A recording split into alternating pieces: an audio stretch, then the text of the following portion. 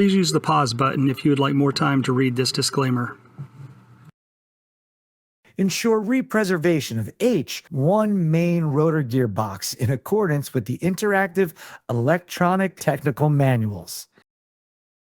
Today we're going to be performing the 28-day main rotor gearbox represervation in order to remove any moisture from the gearbox oil, and as well as if we find any water or discoloration, we're going to need to perform a drain and flush in the main rotor gearbox.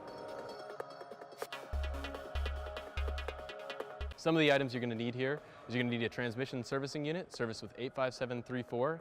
You are also going to need a bucket capable of holding 7 quarts, as well as a hose to attach the transmission servicing unit to the main rotor gearbox, and the appropriate PPE for handling 85734. First thing we have to do is we need to inspect our transmission servicing unit in order to verify that it is serviced with the proper oil. Next, we are going to be draining 7 quarts of oil from the main rotor gearbox. First, we're going to be draining 7 quarts of oil from the main rotor gearbox. Next, we're going to be using a flathead in order to open up panel 2RS5 in order to drain the main rotor gearbox.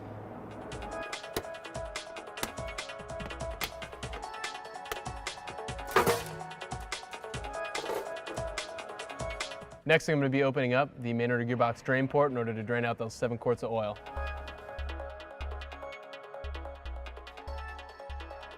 If we see any water or discoloration in the oil, we'll need to drain and flush the gearbox. Now that 7 quarts is drained out, we're going to be closing the drain port. Next, we're going to be using a 1 1/4 inch wrench, a 1 3/8 Bonney wrench, and the transmission servicing unit to main rotor gearbox adapter hose. Now we need to open up the right-hand side transmission cowling in order to access the main rotor gearbox oil manifold.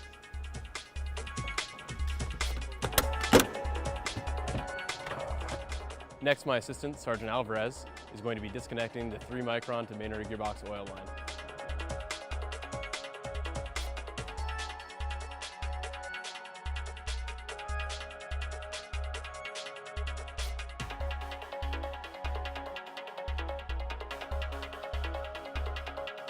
Next, we are going to be installing the preservation hose onto the oil manifold.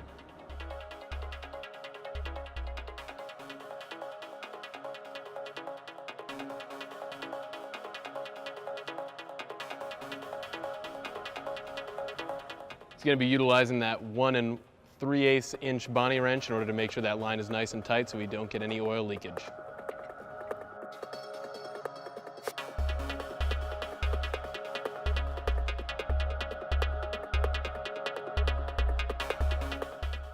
Next, we're going to be attaching the transmission servicing unit to the main rotor gearbox preservation hose assembly.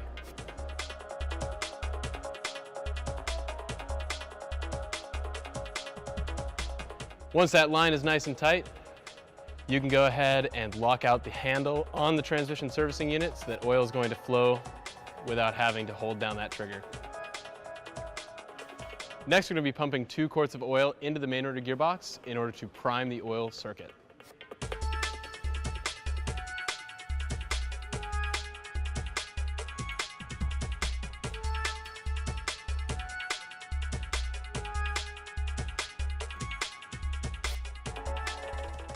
It's important to pay attention to the number of quarts that you're putting into the gearbox, because after we reach 2 quarts, we are then going to start spinning the main rotor mast. After those first 2 quarts of oil are pumped into the main rotor gearbox, we are then going to start spinning the main rotor mast 10 full revolutions while pumping an additional 6 quarts of transmission oil in at the same time.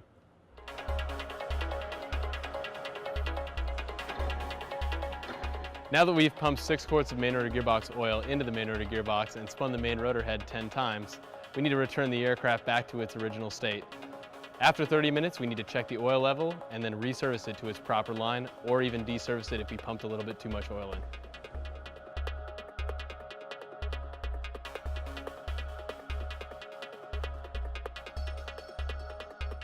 After we make sure that all of our tools are accounted for, we have completed all the maintenance as far as the 28-day main rotor gearbox represervation is concerned. As always, Marines, Semper Fidelis. Thanks for watching this video, and don't forget to fill out the survey down below in the comments section and subscribe to our YouTube channel, and also feel free to leave comments there.